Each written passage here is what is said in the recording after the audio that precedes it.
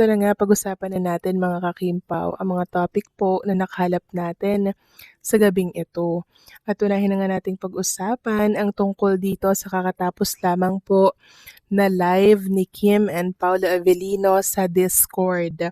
Marami po nagpapasalamat sa panggugulat dahil sa magandang pamaskong handog ni Kim and Paolo Avellino. Sabi nila, salamat at tinupad ni Chinita Princess at Paolo itong pangako nila na magla-live sila sa Discord. Sobrang ganda raw po na pamasko nun para sa kanila. Sabi nga po ni Janet, thank you so much Princess Chinita and Paolo Avellino for your time. We really appreciate na pinagbigyan nyo kami kahit medyo busy kayo. And Kimi, please get well soon. Best Christmas gift ever. So, masama po palang pakiramdam ni Chinita Princess, mga kakimpaw. Sabi naman ng isa dito, Merry Christmas naman sa Kimpawlandia. May dilulo na naman ako, ba't ganyan ang backdrop ni Kimi? Tapos nagbasa nga ako ng komento, sabay naglag. Tapos nung tinanong about sa backdrop, explain, pero alam mo na paligoy-ligoy haba ng explanation. Sabi pa ng isa, ayaw daw magpakita kung nasaan si Kim Chu. Ayan mga kakimpaw, yung mga hinala po nila na para bang gusto nilang sabihin na magkasama si Kim and Paolo Avellino at nasa iisang place lamang po ang dalawa.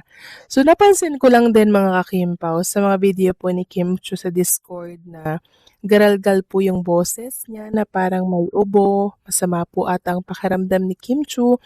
Dahil sinabi din po ni Paolo kanina na para makapagpahinga daw po si Kim ng mahaba-haba. Kaya nagpaalam na din po sila agad sa live po nila. Parang nasa 1,900 plus po ata yung live viewers po nila doon. May limit po pala mga kakimpo kaya po naglalag tapos nagkakaroon po ng technical issue. Ngayon, kung dudugtungin natin yung mga yan, di ba? Napansin nila na tila tinatago daw ni Kim Chu kung nasaan siya dahil sa background nito. Diba? Nagpalit po siya ng background.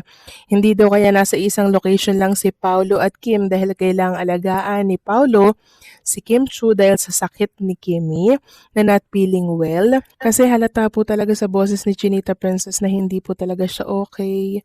Garalgal yung boses, parang may sipon, may ubo, na para bang may lagnat siya. Ganun po yung pagkakaano ko sa kanya mga kakimpaw habang pinapanood ko po siya sa kanyang live. So kung si Kim and Paolo Avellino ay nasa isang location and alagaan din ni Paolo si Kim, well, hindi naman po malabong mangyari yan, di ba? Kasi alam naman natin kung gaano kaalaga din si Paolo kay Chinita Princess and vice versa. Ngayon kasi kailangan talaga ni Chinita Princess si Paolo Avellino para po may pagpainom sa kanya ng gamot. Katulad po ng ginagawa ni Chinita Princess kay Paolo nung time na may sakit din si Paolo, di ba? Dadala siya ng scoop para doon po ilagay yung syrup na gamot na iniinom ni Paolo. Tapos syempre, ganoon din si Paolo kay Chinita Princess.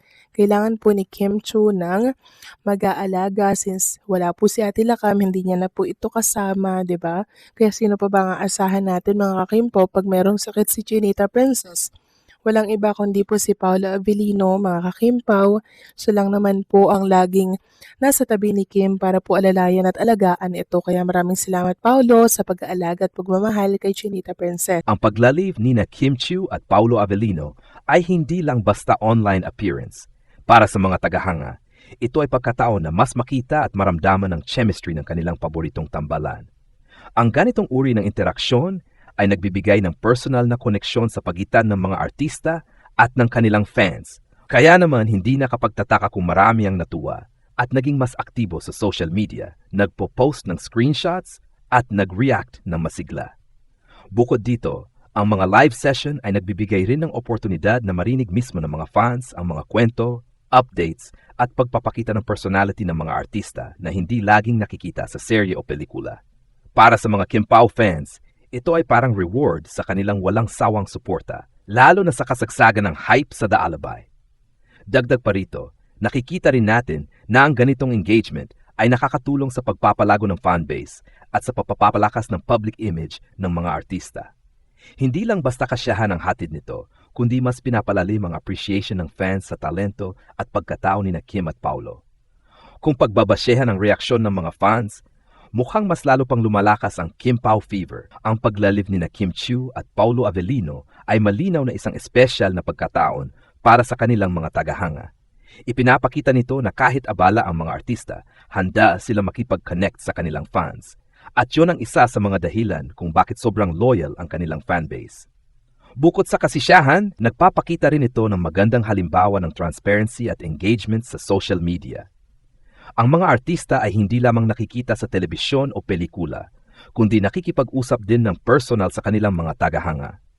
Makikita rin sa balita na ang ganitong interaksyon ay nagdudulot ng excitement at hype sa fans na parang isang reward para sa kanilang suporta. Sa kabuuan, ito ay isang heartwarming na kaganapan na nagpapatunay na ang tambalang Kim Pao ay patuloy na nakakapagbigay ng ligaya at inspirasyon sa kanilang audience. Talagang nakakatuwa at nakaka-excite ang balitang ito. Para sa mga Kim Pao fans, ang paglalive ni na Kim Chiu at Paulo Avellino ay hindi lang basta simpleng online session. Ito ay isang espesyal na kaganapan na matagal ng inaabangan.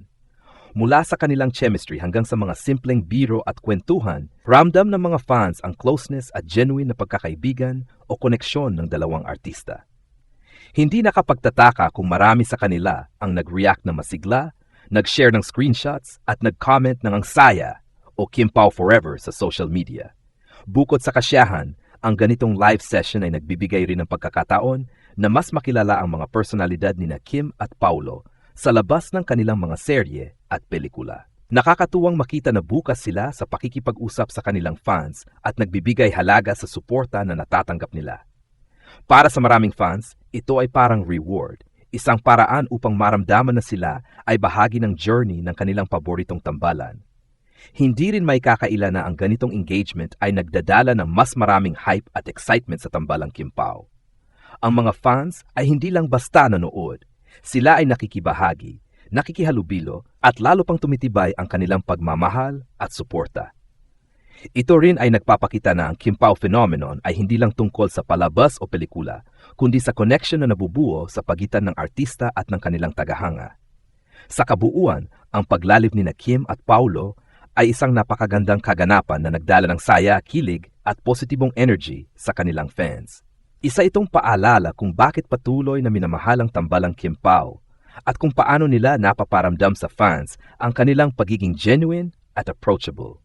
Bukod sa paglalib mismo, pwede nating idagdag ang ilang mga detalye na magpapalalim sa balita at magbibigay ng mas kumpletong larawan sa kaganapan. 1. Mga reaksyon ng fans. Maari nating banggitin kung gaano kasaya ang fans, tulad ng pag-post ng screenshots, memes at mga comments na nagpapakita ng kilig at excitement nila. Makikita rito kung gaano kalaki ang impact ng tambalang Kim Pao sa kanilang fanbase. 2. Mga pinag-usapan sa live. Kung may mga highlights mula sa pagla-live, tulad ng kwentuhan tungkol sa The Alibi, behind-the-scenes moments, o kahit simpleng personal anecdotes ng Kim at Paulo, makaadagdag ito ng kulay sa balita. Impact sa tambalan. Maari ding idagdag kung paano nakakatulong ang ganitong live interaction sa pagpapalakas ng tambalan nilang Kim Pao, lalo na sa pagpapalago ng fan engagement at hype sa social media. 4. Mga susunod na plano o hints. Kung may naibahaging sneak peek o hints ang dalawa tungkol sa mga susunod nilang proyekto, pwede rin itong idagdag para lalong exciting ang balita.